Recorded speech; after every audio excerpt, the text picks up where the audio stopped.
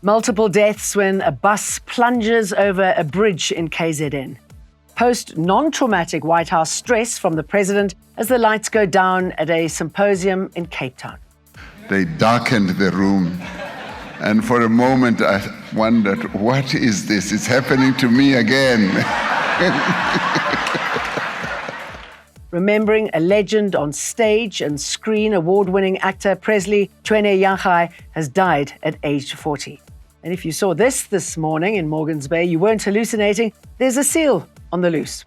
Hello, I'm Jane Dutton. EWN, in touch, in tune, and independent.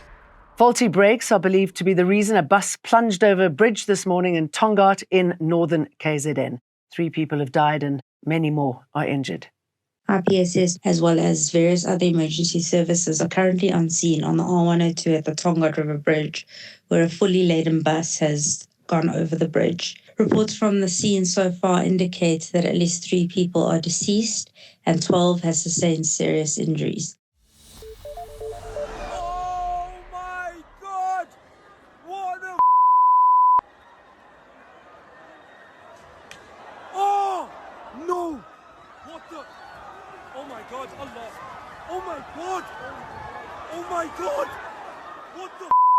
A horrific incident in Liverpool in the United Kingdom too. A car ploughed into large crowds of Liverpool fans in the centre of the city and hit a number of pedestrians. It's understood the car rammed into a crowd at the football team's title parade. A 53-year-old man who was believed to be the driver of the car was arrested shortly afterwards. 4 children are amongst those hurt, including 1 seriously. Police have ruled out terrorism.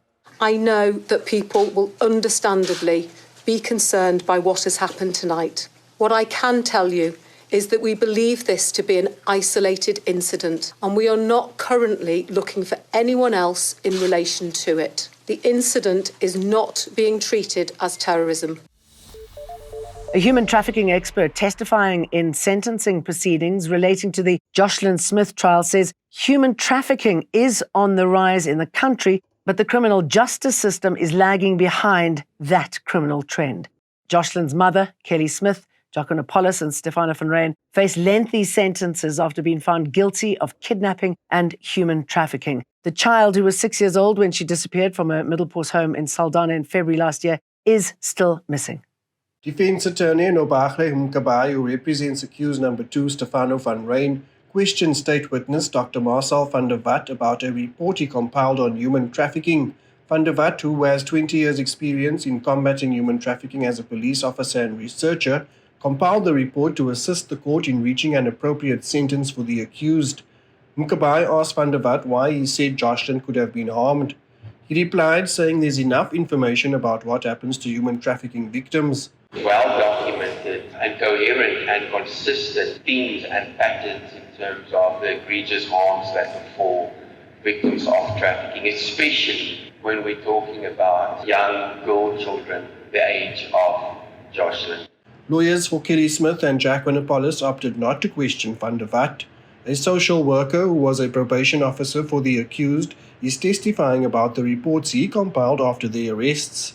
Carlo Peterson, Eyewitness News, Western Cape High Court in Saldanha Bay.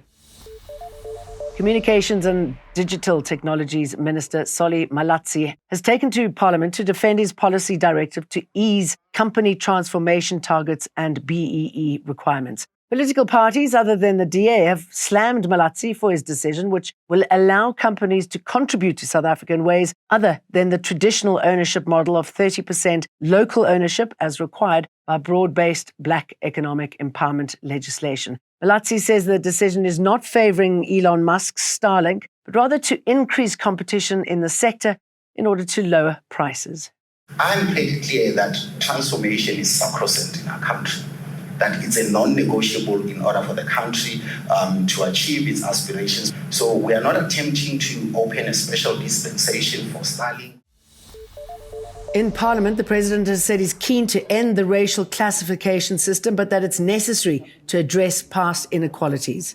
Our responsibility is to ensure that our use of such terms ultimately makes the differences they refer to less and less important until they are rendered meaningless and no longer serve any purpose. President Cyril Ramaphosa has poked fun at last week's meeting in the Oval Office, saying he's now triggered by the dimming of lights. Midway through a meeting with US President Donald Trump last week, Trump ordered his staff to darken his office to play a clip of EFF leader Julius Malema chanting the struggle song Kill the Boer on a television placed in the office. Today, as the lights dimmed at the Century City Convention Center, where Ramaphosa delivered the keynote address at the Sustainable Infrastructure Development Symposium, he joked that he's now on high alert when this happens.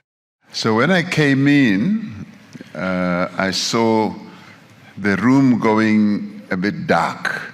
They darkened the room. And for a moment, I wondered, what is this? It's happening to me again.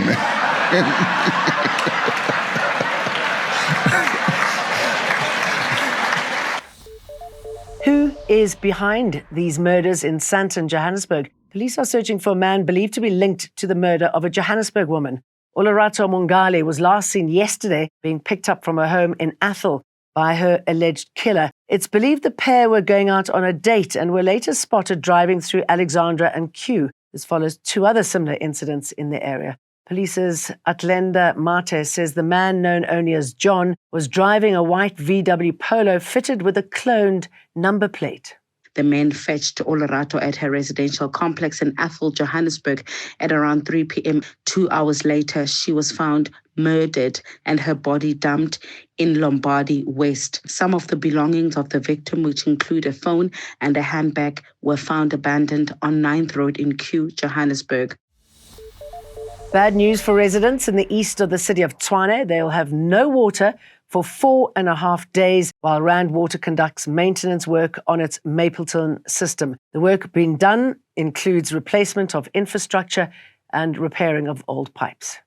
The Cape of Good Hope, SPCA, says a plan is in effect to rescue a massive elephant seal that made its way into a residential area in Gordons Bay overnight. One of the videos doing the rounds shows a sea mammal lift its head onto the bonnet of a blue light vehicle, seemingly posing for pictures and videos being taken by awestruck onlookers. The Cape of Good Hope SPCA inspectors have been on site in Gordons Bay since around 7 a.m. this morning to prioritise the welfare of the sub-adult male elephant seal that made his way into the residential area overnight. A rescue plan is in effect, and the situation is currently under control. The City of Cape Town's Marine Unit is also on site with a large game capture trailer to assist with transportation.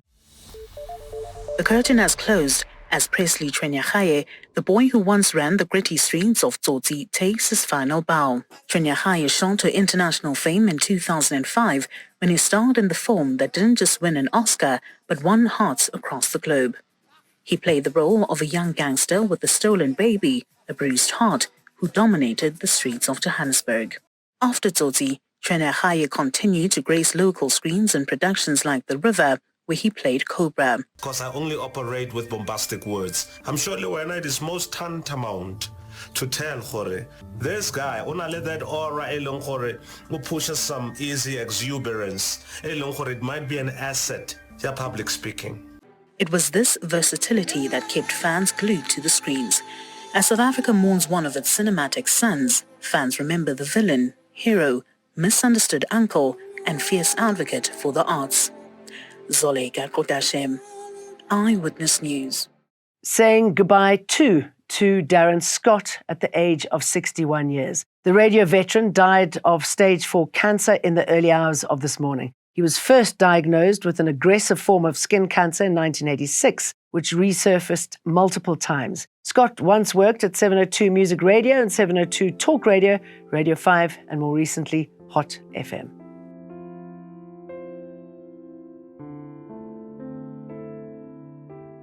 EWN, in touch, in tune, and independent.